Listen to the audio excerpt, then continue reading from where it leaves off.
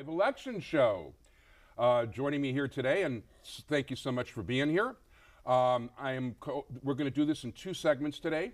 The first segment is going to consist of Rabbi Doug and Alderman Berny Stone. Before we get started, in my spare time, I publish a paper called Jewish Chicago, and it's available all over the place, along Lakeshore Drive, in Rogers Park, West Rogers Park, downtown near North, the whole shot.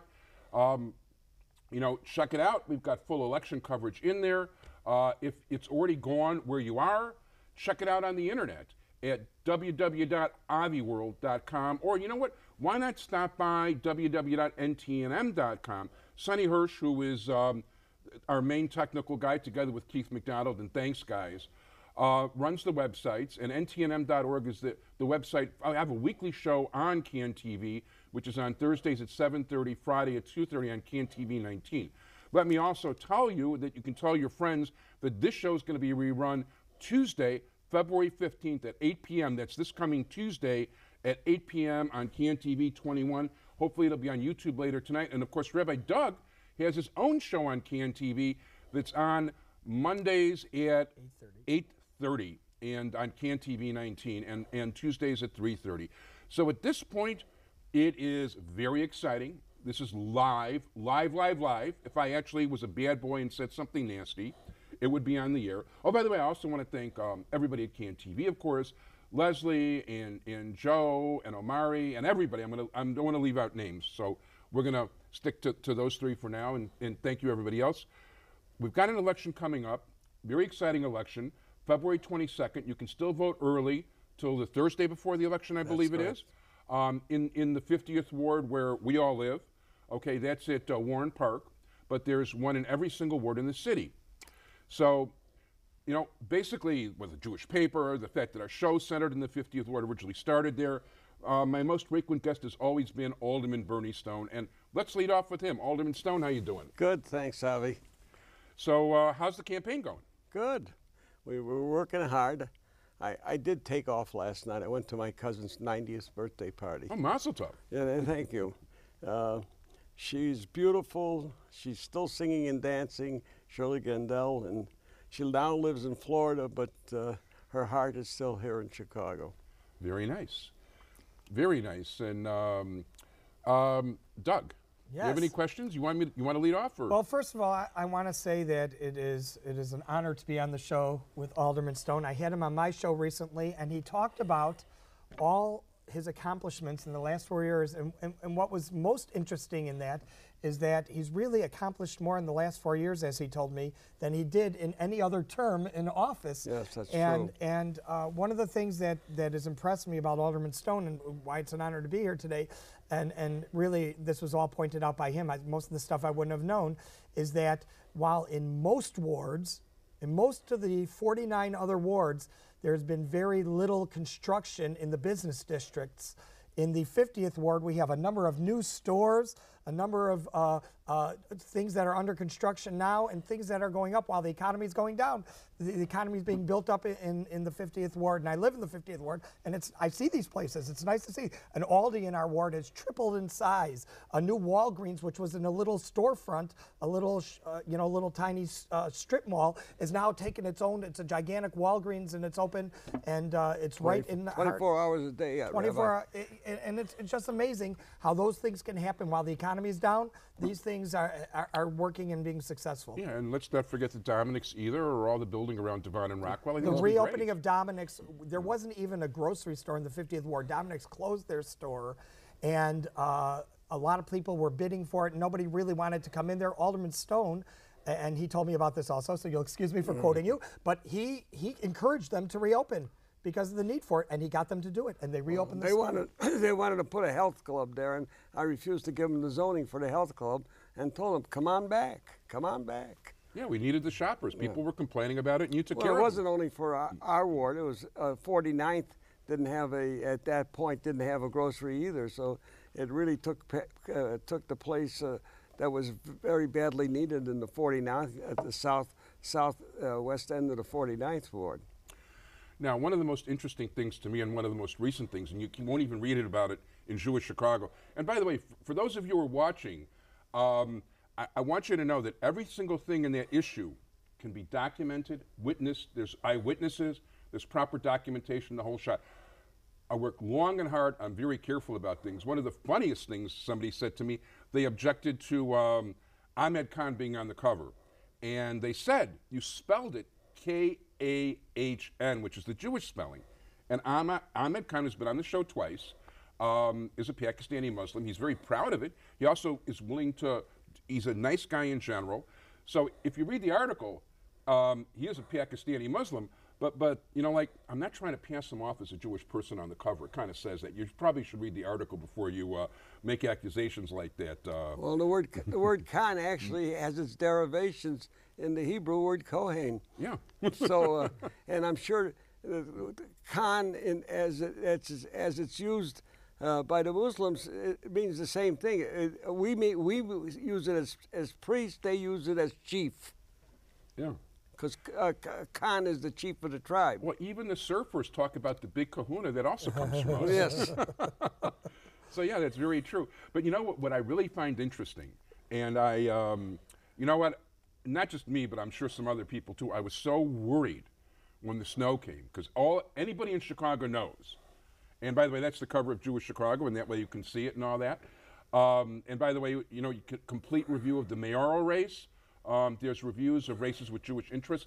I can't, there were some races he had like more than 10 candidates. I couldn't interview everybody, so I'm honest about who I interviewed, who I didn't, and who I thought would be good, and who would be okay. And actually who wouldn't. So I tried to do things along those lines. In any event, when the snow came, everybody pretty much knows that in 1979, Belander pretty much bit the dust because he didn't clean the snow. So, you know, with this big snow coming right now, it was pretty obvious before an election, what are you going to do? So tell us what happened. Well, well, first of all, let's give credit to the Streets and Sand and the not only Streets and Sand, but water management pitched in. The city troops did a remarkable job. They really worked hard. They did a good job. Even though I haven't had a ward superintendent in almost 4 years, with an acting ward superintendent and a temporary superintendent, they did a pretty good job on the main streets, on some of the side streets, but we sort of pitched in to help them too. I went out and we rented three cats, and we bought some snow blowers, and we were fortunate enough to put together 3 teams of volunteers.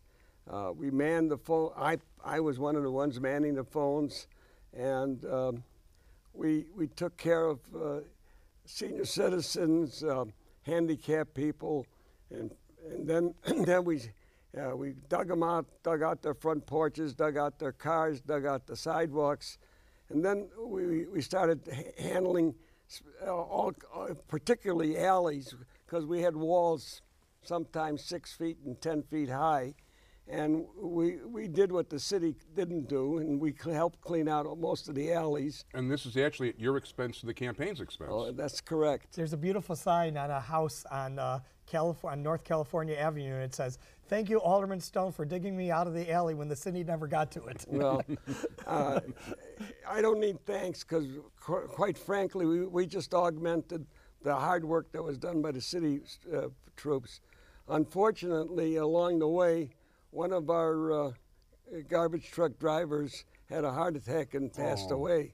Sorry to hear. Friday afternoon, I went to his wake, and he had been one of our regular drivers, and he was a really great guy, and he died much too young. He was only 60 years old, Billy King, and I knew him, and he was really a wonderful guy, and we hated to lose him. But you know, God makes those decisions. He died in the service of the people of Chicago. Wow. Yeah, in the meantime, too, I mean, even as much as like a day or two ago, you could see guys like Majid and other people like in the. There'd be like a tractor with a nice stone sign on it. And all well, you'll be interested to know, Rabbi, that one of the tractors was manned by one of your colleagues, Rabbi Simcha Edelman was manning a tractor. He was one of our volunteers. And Simcha also, when Billy had the heart attack, Simcha was at services, and he had the heart attack in front of the synagogue, and Simcha rushed out and gave him mouth CPR. And mouth-to-mouth and CPR, and actually brought him back. But then on the way to hospital, unfortunately, he had another attack and passed away. Sorry to hear. In the meantime, though, there's the word on the street is everybody's really happy. I mean, people that were on the fence or maybe leaning toward another candidate are telling me now it's like that Alderman Stone has shown that he can get things done, and they not only doubt there's no way any of the others, with all due respect, could even come close to those sort of accomplishments. Well, let me say this to you. In introducing me, an MC said the following, and I've been using it ever since. In introducing me, he said, if you needed surgery and your life depended on it, would you want a surgeon operating on you who had 37 years of experience, or an intern fresh out of medical school who has never done an operation? And the answer to that is very simple. At least it is for most people. I want the surgeon with 37 years experience, and that's what people are facing in this election. And I think it's important to point out that most of the other candidates are good people, and they're honest, and they want to work hard for the ward. They just don't have the experience and the ability to do something that Alderman Stone has been an expert at for 37 years. And I think that's an important thing to point out, that when people are on the edge, they say, but I like that person. But Alderman Stone is able, has proven his track record. And I think that's something that's important to point out. I think it's also cool that his accomplishments keep growing all the time. That the fact that the last 4 years, this is a general show. I get into some Torah here about when certain things embrace us. When a person's numbers a certain way, it means he did more in the beginning of his life than the end of his life. It seems like Alderman Stone is accomplishing more and more with each coming year, and it's important that people recognize, and I'm sorry, Sonny, I know, look here, really. It's important that people realize that, and he's there, he's in the ward office 2 nights a week. You can call him 7 o'clock in the morning at City Hall. He's there till around 3.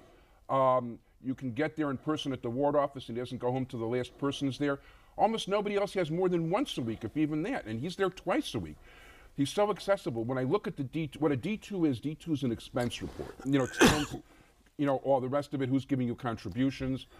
So when I look at his D2, he's got more individual givers. It's not just that 1 or 2 really rich guys are dumping a ton of money his way. People throughout the community, somebody wants to complain about business. All the business owners are kicking in, maybe not huge amounts, but 200, 300, 400, 500, but there's numerous all over the ward. They appreciate the job that's being done.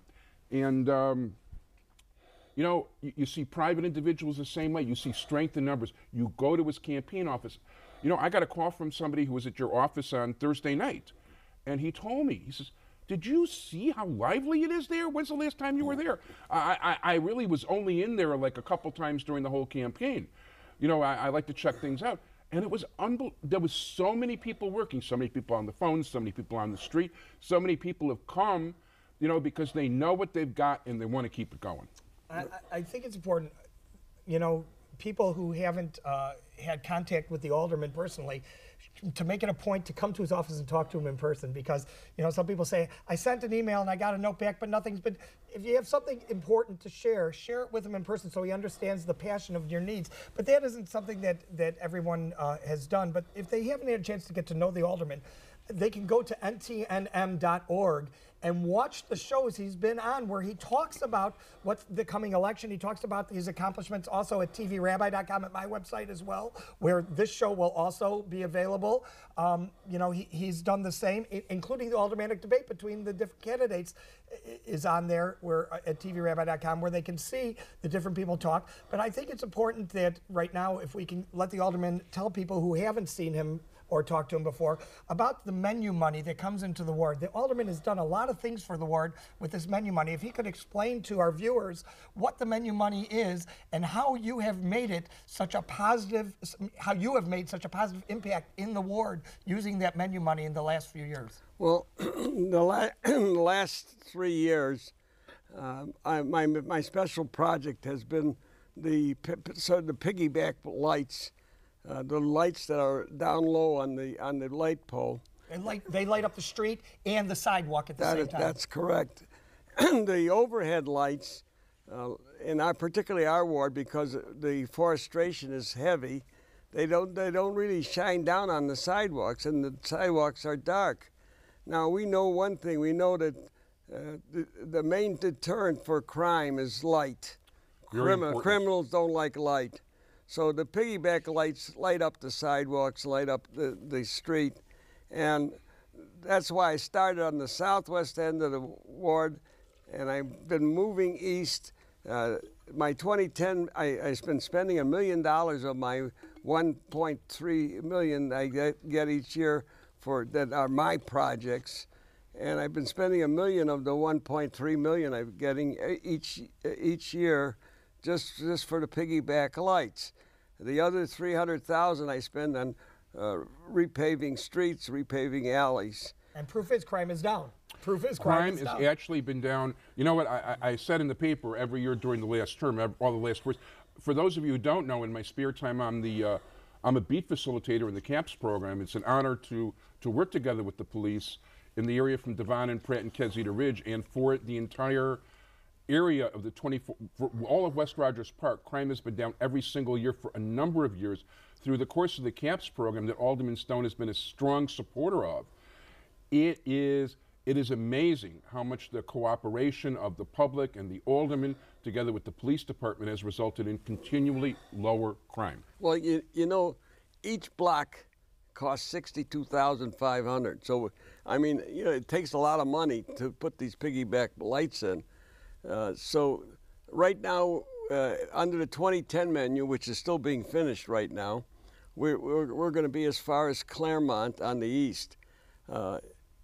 2011, we'll go to the east end of the ward and start coming back. We've gone as far as Pratt, so mainly Sonny's beat 2412. Devon, Keswick Ridge. 2412 will have been completed by 2011. We'll be completing 2011. That's Rich Consoldi. Hopefully in 2012, certainly in 2013, and then we'll do 2011 in the balance in the next 2 years after that. Very good, very good.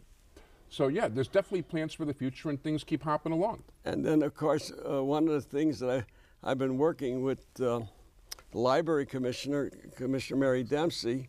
I'm building a new library. I've been on this for a couple years now. The problem, of course, is finding the site.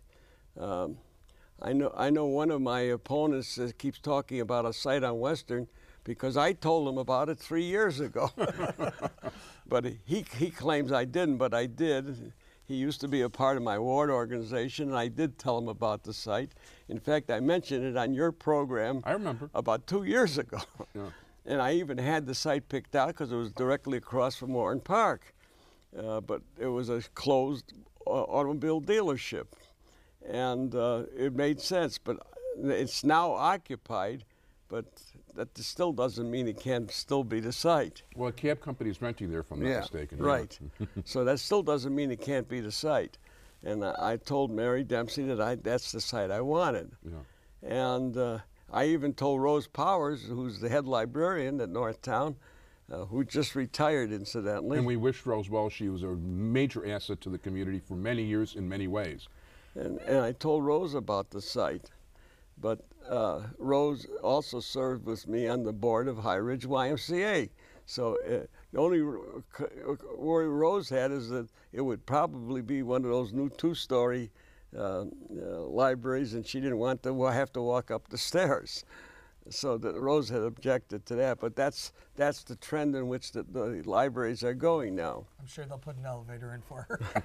They do on most of those libraries. Of course they do. No, well, these days everybody's so attentive to the needs of people with problems and people that have trouble accessing, and I forget the politically correct word, but you guys know what I mean. Also, one of the things I want to do in the near future is expand the firehouse.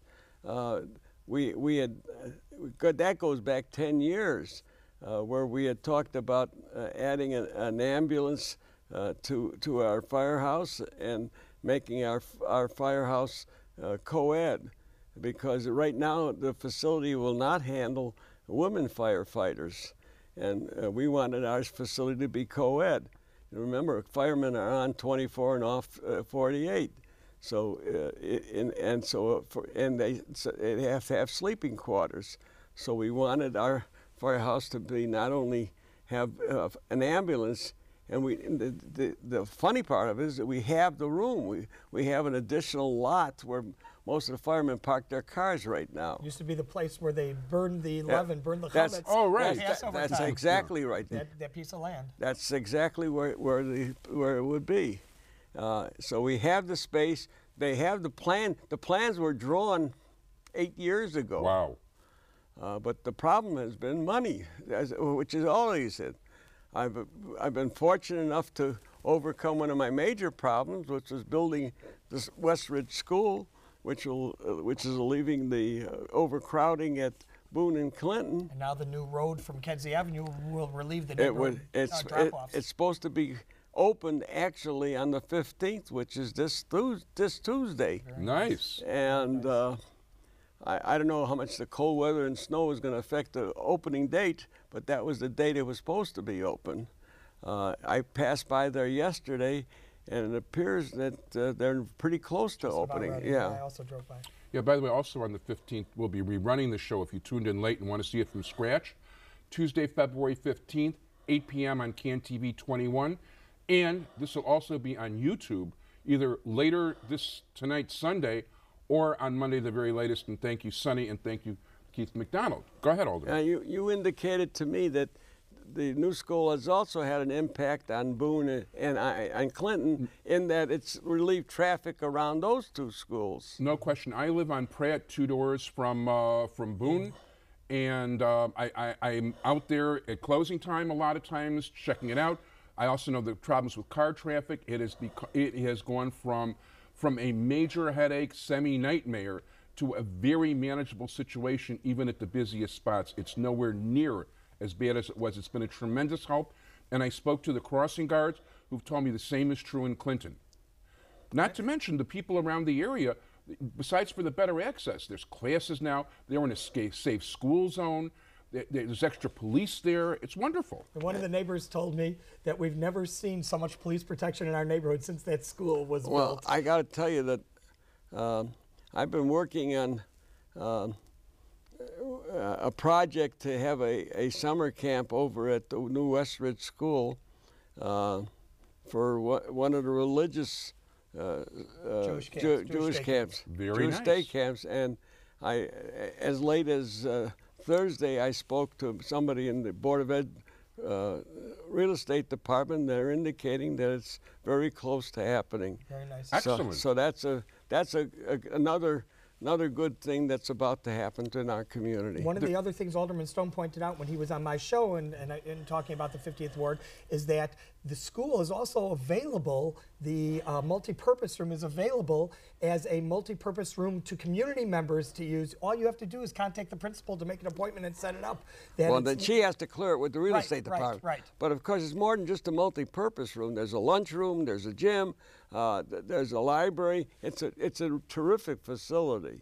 No, that's what I've heard. Not to mention, there's also going to be special ed classes available to members of the Jewish community around there for their day school children, because they'll be able to avail themselves of some of what their property taxes have been. One of the most important things about this school, which people don't understand, is not only is it saving the city and the school district, the Chicago Public Schools, millions of dollars in rent. They were renting these satellite facilities to take these kids because of overcrowding. But kids were having classes on the stage in Boone, in the hallways. They were setting up, little booths to set up classes because of overcrowding. This is all alleviated. This is all paid for. It's all taken care of. While you're talking about taxes, let me just say also. Yes.